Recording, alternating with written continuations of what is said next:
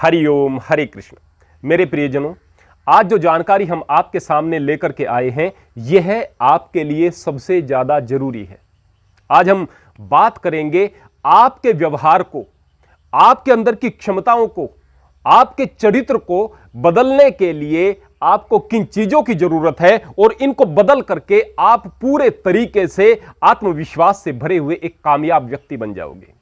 कामयाब व्यक्ति और नाकामयाब व्यक्ति में अगर एक सबसे बड़ा अंतर होता है तो वो यह होता है कि कामयाब लोग आत्मविश्वास से भरे हुए होते हैं। उन्हें इस बात का विश्वास होता है कि वो सब काम को, हर एक कार्यों को कर सकते हैं, जबकि नाकामयाब व्यक्ति लिमिटिंग बिलीफ्स को इतना ज्यादा स्ट्रॉन्ग कर लेते हैं अपने कि उनके मन में यह बात रहती है बार बार कि मैं अच्छा बोल नहीं सकता, मैं लोगों के सामने सही प्रकार से अपनी बातें नहीं रख सकता, मैं किसी प्रभावशाली आदमी का सामना नहीं कर सकता, मैं इस फला फला काम को नहीं कर सकता, मेरे अंदर इन स्किल्स की कमी है, मैं इस दृढ़ संकल्प को नहीं ले सकता। इस तरह की बातें, मेरी यह कमजोरी, मेरी यह कमजोरी, मेरी यह कमजोरी, यह आपके लिमिटिंग बिलीफ्स हैं। तो आपकी ये सीमाएं किस प्रकार से निर्धारित हो जाती हैं? सबसे पहले तो आपके गुणसूत्रों में भी आती हैं, क्रोमोजोम में आती हैं। बाप, उनके बाप से यदि उनमें आत्मविश्वास की कमी थी तो बच्चों में भी यह कमियां आ जाती हैं। दूसरे, बचपन से जब आपके परिवेश में नकारात्मक लोग होते हैं या फिर नासमझ लोग होते हैं, वो बार बार इस बात को कहते हैं तुमसे नहीं होगा, तुमसे नहीं होगा, तुमसे नहीं होगा। अब बार बार जब बच्चे को यह कहा जाएगा कि तुमसे नहीं होगा तो फिर उसके मन में यह बात बैठ जाती है कि मुझसे नहीं होगा। आप किसी को बार बार नाकारा साबित बचपन से कर रहे हैं तो फिर वह नाकारा ही हो जाता है। जिस तरह से एक हाथी के बच्चे को रस्सी से बांध दिया जाता है एक खूंटे से, वह छूटने की कोशिश करता है, चूंकि बच्चा है छूट नहीं पाता। अब धीरे धीरे वह बड़ा हो रहा है। अब बचपन में उसने जोर लगा करके देखे थे, नहीं छूट पाया था, दिमाग में यह बात बैठ गई कि मैं तो इस रस्सी से बंधा हुआ हूं, मैं छूट नहीं पाऊंगा। लेकिन अब वह बड़ा हो गया है, अब उसने जोर लगाना बंद कर दिया है। अब वह रस्सी को नहीं तोड़ पा रहा, उसे लग रहा है कि मैं तो यहां पर रस्सी से बंधा हुआ हूं या इस जंजीर से बंधा हुआ हूं। वह थोड़ा सा जोर लगाएगा तो वह रस्सी भी टूट जाएगी, वो जंजीर भी टूट जाएगी, वो खूंटा भी फट जाएगा, लेकिन बंधा हुआ है। यह क्या है? यह लिमिटिंग बिलीफ्स है, यह सीमाएं निर्धारित हो जाती हैं। संसार में प्रत्येक प्राणी अपनी सीमाओं को निर्धारित कर लेता है, ठीक ऐसे ही इंसान भी कर लेता है।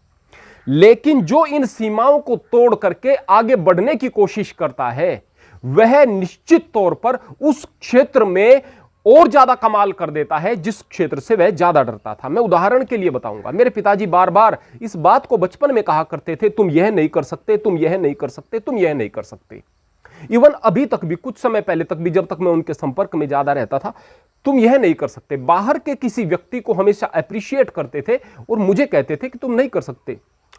लेकिन अगर मैं आपको बताऊं कि मैं दुनिया के हर एक काम कर लेता हूं, मेरी पेंटिंग अच्छी है, मेरी ड्राइंग अच्छी है, मेरी लोहारगिरी बहुत अच्छी है, मेरी बढ़ईगिरी बहुत अच्छी है, मैं राजमिस्त्री का काम कर लेता हूं, जैसे अपने मंदिर वगैरह में कुछ चीजें बनानी है, हर एक कार्य में अच्छा मैकेनिक हूं, इलेक्ट्रॉनिक्स में बहुत अच्छा कर लेता हूं, दूसरी कोई भी दुनिया की कोई मशीन है उसको भी कर लेता हूं। ये सारे काम किस प्रकार से हो जाते हैं? अंदर के शौक से, अंदर की जिज्ञासा से। और वो जो आपके बिलीफ्स बनाए जा रहे हैं उनके विरोध में, उनसे टकराने का भाव आपको उसी क्षेत्र में कामयाब कर देता है जिस क्षेत्र में आप अपने आप को कमजोर समझ रहे थे या जिस क्षेत्र में आपको लोग पीछे हटाना चाह रहे थे।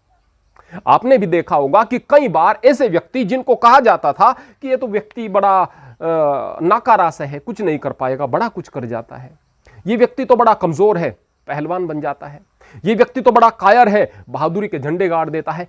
कई बार ऐसा होता है, वो उसी क्षेत्र में एक्सट्रीम तक चला जाता है जिस क्षेत्र में उसे पीछे समझा जाता था, क्योंकि उसने अपने लिमिटिंग बिलीफ्स को तोड़ दिया है। उनको कैसे तोड़ा जा सकता है, आइए इस विषय में हम बात करते हैं।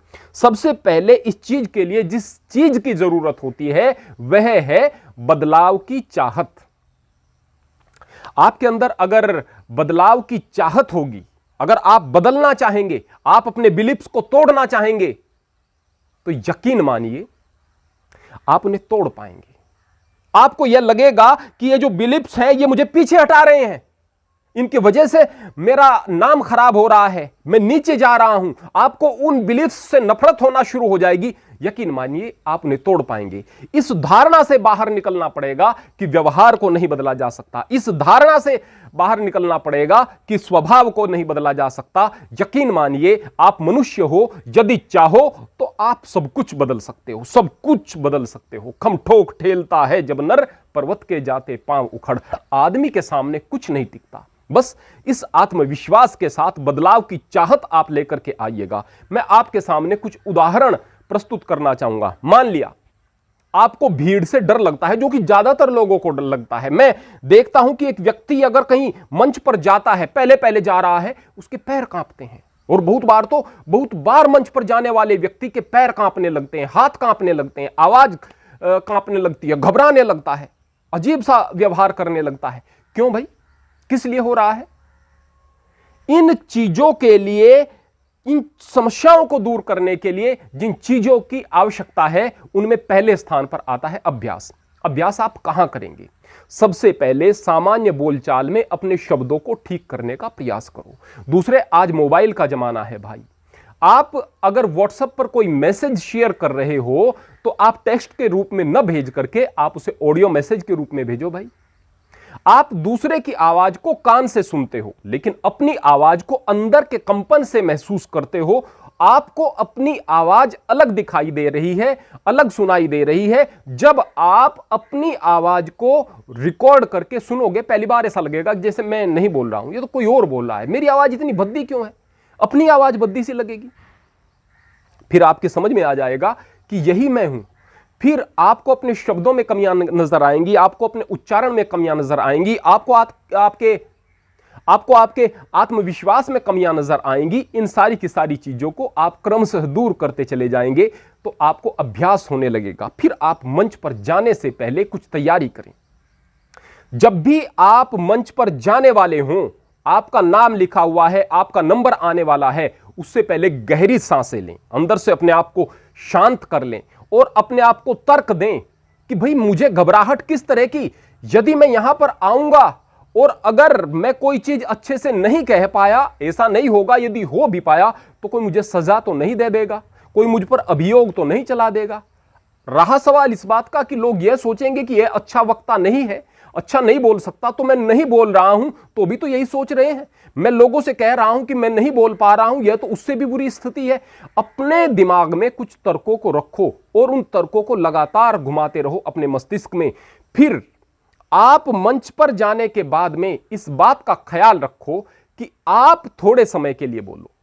मान लिया आपको कोई व्यक्ति बोलने के लिए कहे कि आपको हिम्मत के लिए, उत्साह के लिए बोलना है और आपको कुछ मिल नहीं रहा, मोटिवेशनल कुछ नहीं मिल रहा, एक शेर आप बोल सकते हैं, भले ही दूसरे का है, प्रभाव छोड़ेगा। उदाहरण के लिए आप मंच पर जाकर कहें कि मैं बहुत सारा समय आपका न लेते हुए कुछ कम शब्दों में एक शेर के माध्यम से आपका उत्साह वर्धन करना चाहूंगा, जो कि मेरा विश्वास भी है कि 2-4 कदम चलने को चलना नहीं कहते, जो मंजिल पे न जाए उसे रास्ता नहीं कहते, और कम हिम्मती खतरा है समुंदर के सफर में, तूफान को हम दोस्तों खतरा नहीं कहते। वास्तव में अगर आप हिम्मत के साथ में टकराने के लिए तैयार नहीं हो तो समस्या आपके लिए समस्या है, और यदि आप हिम्मत लेकर के आगे बढ़ रहे हो तो दुनिया का कोई समंदर आपको नहीं डुबो पाएगा। आप इतना ही बोलें और बस मंच से चलते बने। निश्चित तौर पर तालियां बजेंगी, आपकी तारीफें होंगी, और जो आपकी तारीफें होंगी वह आपके आत्मविश्वास को बढ़ाती हैं। जिस प्रकार से आपके खिलाफ कहे गए शब्द आपके लिए लिमिटेशंस को सेट कर देते हैं, आपकी सीमाओं को निर्धारित कर देते हैं, आपके आत्मविश्वास को तोड़ देते हैं, ठीक इसी प्रकार जब आपको तारीफें मिलती हैं तो आपका आत्मविश्वास बढ़ता है और क्रमशः आप उस क्षेत्र में आगे बढ़ने लगते हैं। फिर और ज्यादा थोड़ा सा समय आप लेने लगें और थोड़ा सा आत्मविश्वास के साथ चीजों को प्रदर्शित करने लगें, फिर अपने विचारों को प्रदर्शित करने लगें। आप निश्चित तौर पर एक दिन बहुत बेहतर वक्ता बनकर के सामने आएंगे। इसके अलावा यदि आपको किसी व्यक्ति का सामना करना होता है, मान लिया किसी बड़े अधिकारी का सामना करना होता है, किसी बड़े ऑफिस में जाना होता है, लेकिन आप घबरा जाते हैं, आप अपने आप को तर्क दें, किस बात की घबराहट, किस लिए मैं डर रहा हूं, फिर भी आपका काम नहीं बन रहा है, तो फिर आप देखें कि कुछ लोग ऐसे भी हैं जो उन अधिकारियों का बड़ी प्रसन्नता के साथ में, बड़े आत्मविश्वास के साथ में सामना करते हैं, उस ऑफिस में आत्मविश्वास के साथ में जाते हैं। फिर आप उन्हें कॉपी करने के बारे में सोचें, आप उसे अपना आदर्श मान लें जो बेहतर तरीके से उन परिस्थितियों से निपट सकता है। आप देखें कि उनके अंदर क्या विशेष है जो आप में नहीं है। आप देखें कि बोलते समय उनकी बॉडी लैंग्वेज कैसी है, किस तरह के चेहरे के हाव भाव हैं, किस तरह की शारीरिक भाषा है, किस तरह के शब्दों का प्रयोग वो कर रहे हैं, किस तरह की टोन में आप उन्हें बोलते हुए पा रहे हैं, किस तरह से वे अपने चेहरे पर मुस्कुराहट बनाए हुए हैं या गंभीरता बनाए हुए हैं। इन सारी की सारी चीजों को देखें और फिर देखें कि आप में उनमें से किस चीज की कमी है। सभी चीजों की कमी नहीं होगी, सभी चीजों की कमी होगी तो सभी चीजों पर काम किया जा सकता है, लेकिन आपको निश्चित रूप से ऐसा लगेगा कि कुछ चीजें आपके अंदर हैं, कुछ चीजें आपके अंदर हैं। उन चीजों में उन चीजों को ऐड कर दें जो उस व्यक्ति के अंदर थी और धीरे धीरे आप उस परिस्थिति से बाहर निकलने लगेंगे। निश्चित रूप से आप उस परिस्थिति से बाहर निकलने लगेंगे। तो मॉडलिंग टेक्निक यहां पर काम करती है। आप अनुसरण करें और अच्छे भावों को लेकर के आएं। और सबसे आखिर में मैं आपको बताना चाहता हूं कि यदि आप किसी काम को नहीं कर पाते हैं तो उसके पीछे भी आपने जो लिमिटेशंस अपनी सेट कर दी हैं वही लिमिटेशंस हुआ करती हैं। उन लिमिटेशंस को तोड़ने के लिए आपको बचपन से ही, कम उम्र से ही या जहां से भी आप शुरू कर सकते हैं वहीं से आप शुरू कर दें। जिस भी उम्र वर्ग में आप हैं वहीं से शुरू कर दें। आप कोशिश करने की आदत डाल लीजिएगा। आप गृहिणी हैं, कई बार देखते हैं कुछ गृहिणियों की आदत है, देखो इसमें नमक ज्यादा हो गया है क्या, देखो ये किस तरह से सब्जी बनेगी। आप पड़ोसन से पूछती हैं मुझे ये चीज नहीं बनानी आती। आत्मविश्वास की कमी है। वहीं पर कुछ गृहिणियां हैं जो नए नए प्रयोग करके देखती हैं, इस लौकी की सब्जी में मुझे क्या चीज मिलानी है, देखें किस प्रकार का बनेगा। यहां पर मुझे इस दलिये में क्या मिला देना है, देखें किस प्रकार का लगेगा। वो नए नए प्रयास करती रहती हैं। निश्चित तौर पर वो एक सफल कुक होती हैं और सफल तरीके से काम कर पाती हैं। इसी प्रकार कोई व्यक्ति, जैसे कि मैं अपना उदाहरण दे रहा था, दुनिया का कोई ऐसा काम नहीं जिसको मुझे ऐसा नहीं लगता कि मैं नहीं कर सकता हूं, लेकिन इस भाव के साथ आप अहंकार न लेकर आए। इस बात को अपने मस्तिष्क में रखें कि केवल मैं नहीं कर सकता बल्कि सब व्यक्ति कर सकते हैं। जब दूसरा व्यक्ति कर सकता है तो मैं भी कर सकता हूं। इस तरह के भाव को लेकर के आए, चीजों को जानने की कोशिश करें। बचपन में मेरे लिए, वैसे तो हम इतने लाड़ प्यार में पलने वाले बच्चे नहीं थे, जीवन में एक ही खिलौना मिला था जब मैं बहुत छोटा था, एक चिड़िया जिसको पीछे से दबाकर वो पंख हिलाती थी। अब पहली बार खिलौना आया और मैं सोच रहा था कि भाई वास्तव में इससे खेलूं, लेकिन तभी कीड़े दिमाग में हलचल करने लग गए जो बचपन से स्वभाव था। इसको खोल कर देखें किस प्रकार से इसका काम करता है, इसका मशीन तंत्र किस प्रकार से काम करता है। मन में इस बात का भय आया कि यदि यह दोबारा नहीं हो पाई तो फिर क्या होगा। फिर लगा कि नहीं, इसको दोबारा मैं इसको ठीक कर दूंगा, कोई दिक्कत की बात नहीं, जिस तरह से खोलेंगे उस तरह से दोबारा लगा देंगे। इस जद्दोजहद में मैं उससे थोड़ी देर भी खेलता, उससे पहले मैंने उसको खोल दिया अकेले में ले जाकर के। बच्चा था, बहुत छोटा बच्चा था, वो विषय अलग था कि मैं उसे दोबारा नहीं जोड़ पाया। कुछ स्प्रिंग थे, कुछ दूसरी चीजें उस तरह से सेट नहीं कर पाया। हालांकि मुझे बड़ा दुख हुआ, हालांकि मैं रोया भी। बच्चा था, मुझे याद है, बहुत छोटा बच्चा था, लेकिन वो जीवन की पहली असफलता थी। उसके बाद कोई मशीन ऐसी नहीं हुई जिसको कि हम दोबारा नहीं जोड़ पाए, खोलकर नहीं जोड़ पाए, ठीक नहीं कर पाए। यह असफलता आपको सफलता की ओर लेकर के जाएगी यदि आप जिज्ञासा के साथ में किसी काम को करते हैं। आप आगे बढ़ करके काम को करने की कोशिश तो कीजिएगा। आप उस काम के न केवल करने वाले बनेंगे बल्कि एक्सपर्ट बन जाएंगे। बस यदि आप इन चीजों का ध्यान रखेंगे तो यकीन मानिए, न केवल आप अपने पुराने बिलीफ्स को, अपनी लिमिट्स को तोड़ करके आगे बढ़ पाएंगे, बल्कि आप अपने आप में, अपने व्यवहार में, अपने चरित्र में पूरे तरीके से परिवर्तन पाएंगे। आप यदि नाकाम व्यक्ति अपने आप को समझ रहे थे तो आप अपने आप को कामयाब व्यक्ति समझेंगे। जीवन में हर स्थान पर आपको सफलता मिलेगी। आप सभी के लिए बहुत बहुत शुभकामनाएं।